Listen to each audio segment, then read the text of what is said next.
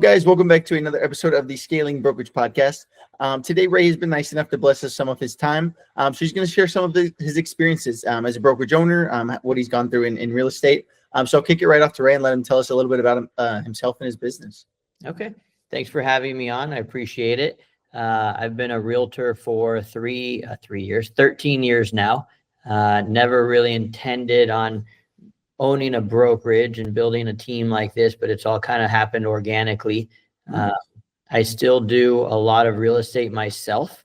And so I do anywhere from 35 to 70 transactions a year. And I have my own office in Orange County, and it was always intended to just be my office, myself and my assistant and a buyer's agent. And I've just kind of organically grown it into a small boutique brokerage. And now there's 15. It's me and 14 other agents that work here. Oh, awesome. Awesome. And is that mostly just been, bringing them on by, meeting them through transactions, kind of word of mouth? Word of mouth. Yeah. A couple of them have been a transaction. A lot of them more like long relationships that I've had from previous brokerages that I'd worked at and when I started. But all of it organically. I do have often where people just walk in the doors and say, hey, we want to hang our license with you. And it's almost like they come in like, congratulations, Ray, we're going to hang our license with you. And I'm very picky. And so it's always like, no, I don't do that. There's a couple brokerages down the street you can go to. They'll take you, no problem. So I turn down people all the time, to be honest. Understand. That's pretty neat. And so just tell us a little bit about, you said how long ago did you start the brokerage? About 3 years ago, was it?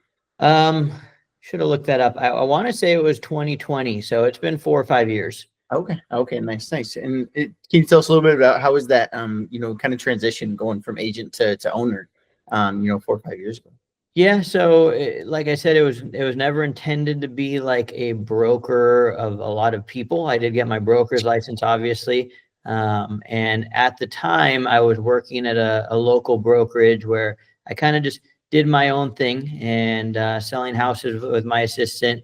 And I got the opportunity to become part owner of an escrow company outside of his escrow. And so it was kind of, that's when it became a little more clear. Maybe it's time to branch off and do something on my own. I had always had my own office too. So even though I was my own agent, I had my own 1,000-square-foot office in the local shopping center in my farm. And so I already had my office. So it was a really easy transition for me. So that's awesome. That's awesome.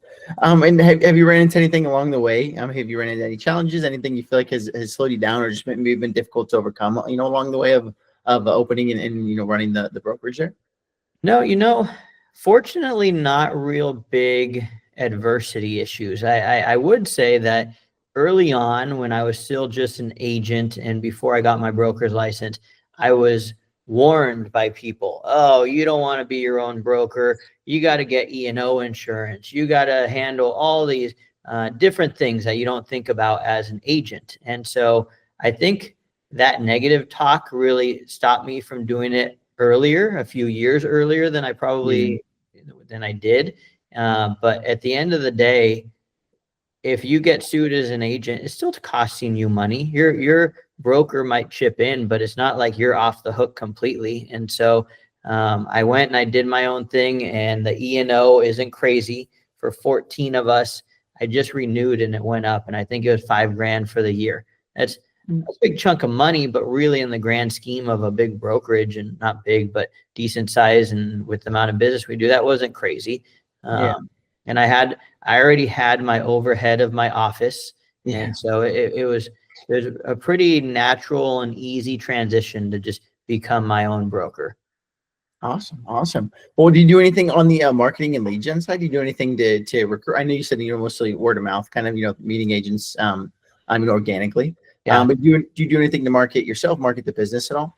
So my business is based on direct mail. And so I actually do speaking engagements at the local association and trying to maybe get into bigger speaking engagements at other associations in different areas. But I've done a class called Don't Be a Realtor, Be the Realtor. And so it's about building a brand in a neighborhood. So here in La Habra, which is my farm in La Habra in Orange County, I've been mailing mail pieces. I do 7,000 mail pieces once a month. It used to be twice a month. So people were getting bombarded. I have a billboard.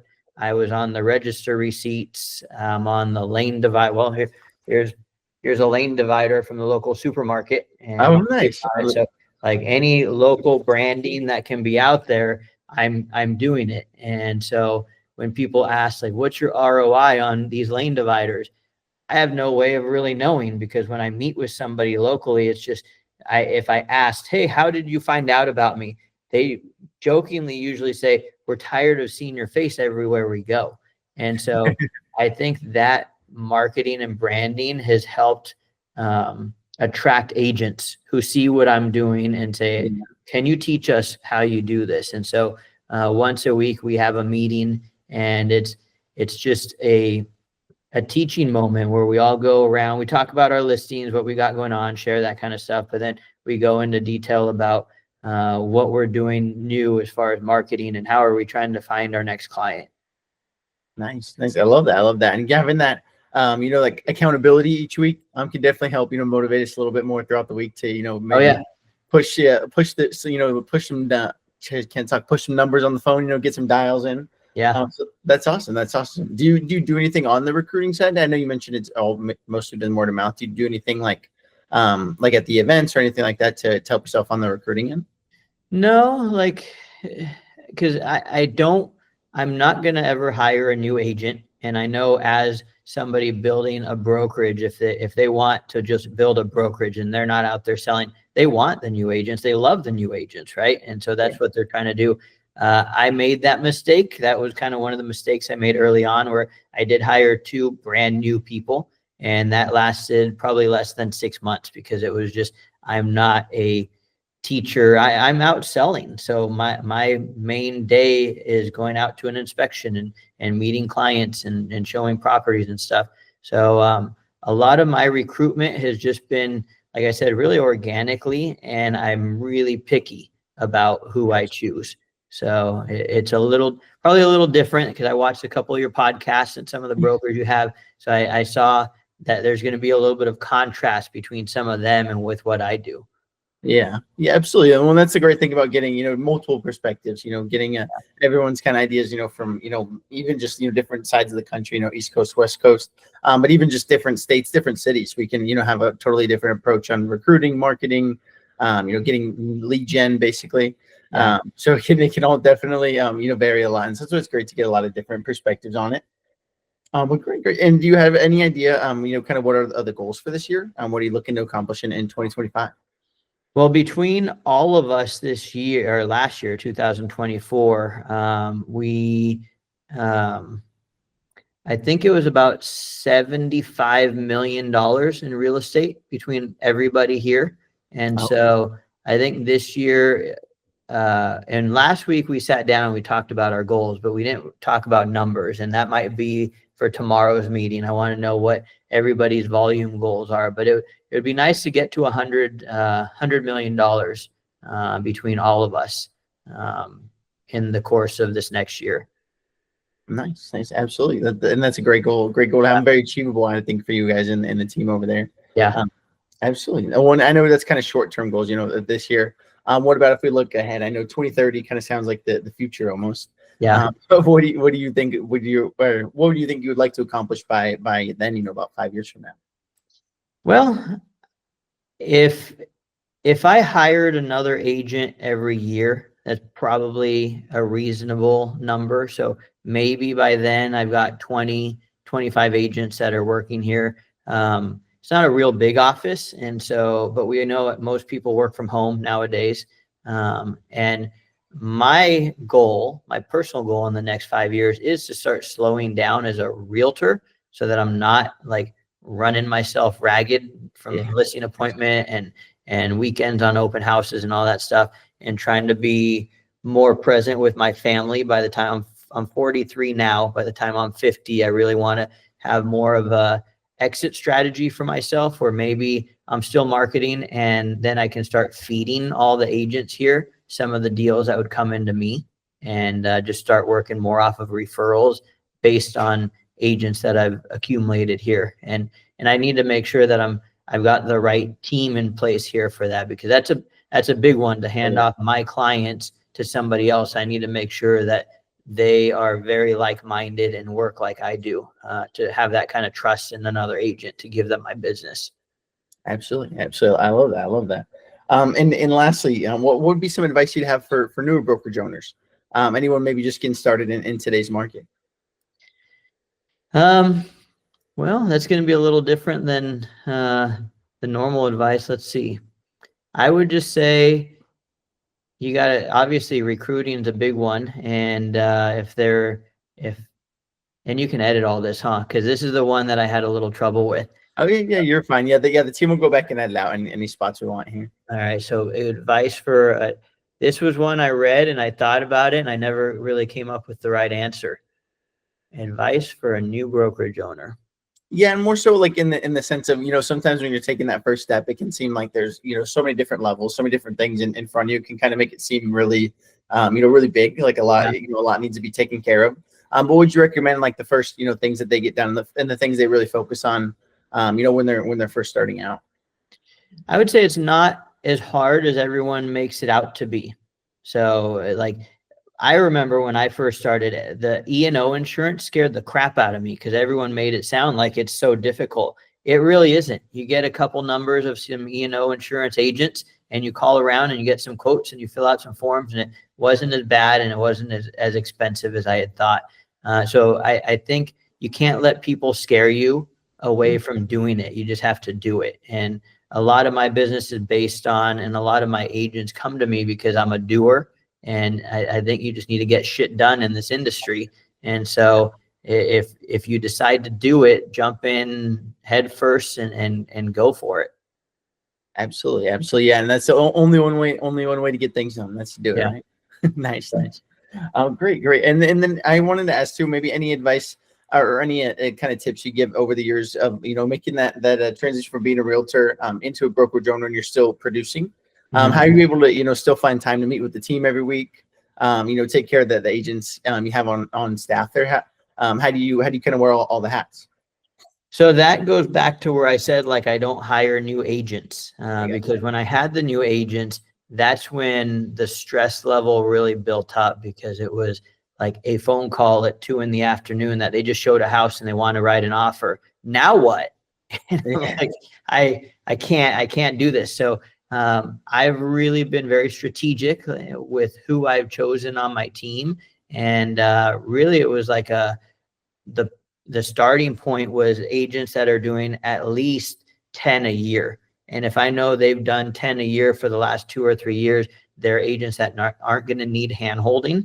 But like I said at the beginning, that's kind of different from somebody trying to build a brokerage based on number of agents. They want those agents, and that's going to be a broker who's sitting at the office ready to help those people. So it's just knowing your role. If your role is, I want to build a brokerage and I'm not going to sell. And I have a lot of feedback from other agents who have come from brokerages that their brokers sell, and it wasn't expected in those brokerages. They wanted their managers to just be managers and not sell. And so anybody that's come here, I've made it very clear to them, my priority is selling houses myself, but I'm here to help you when you've got the problems and the issues that you just don't have the answers to. And a lot of the time my agents have the answer, but they just need a little reinforcement from me that, yeah, this is really what we need to do or how we should do it. Absolutely. And having, especially those weekly meetings, I know that's one that I haven't heard a lot of brokerage owners, talk about, and building that, goes along with building culture, really keeping those agents, happy and, what they're doing. Well, I think the weekly meetings is a must. Like for any, if there's a manager trying to start their own brokerage or start anything, a weekly meeting is an absolute must. Getting your agents in there, talking about the change in the forms. Our forms are constantly changing in the last few months. And so talking about the changes in the forms, I'm trying to make sure that when my brokerage, Next Move Real Estate, is behind an agent out there in the field, and they make an offer that they know what they're doing. I don't want to get a call from another broker saying, hey, your agent sent the wrong form, or they sent this wrong, or it's just a bad look on me, a reflection on my company. And so my meetings aren't just about marketing. It's about making sure that we're all up to date and we're not idiots out there, because there's a lot of idiot agents and we deal with them on a constantly. And I just want to make sure none of those are Next Move agents.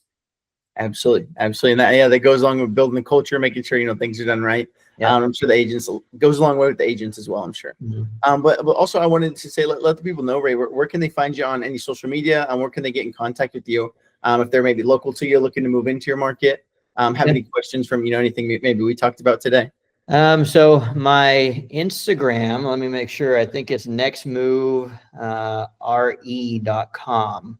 And let me just make sure of that, because nextmovere.com. Me personally, everything is under Ray Fernandez OC. So if they go on Facebook or Instagram, Ray Fernandez OC is my personal, and for both. And I try to keep all my social media very active for personal and real estate. So my personal pages show, hey, I just got a new listing, and a big social media following that has definitely helped over the years for the recruiting of agents, just agents seeing what I'm doing out there. Absolutely.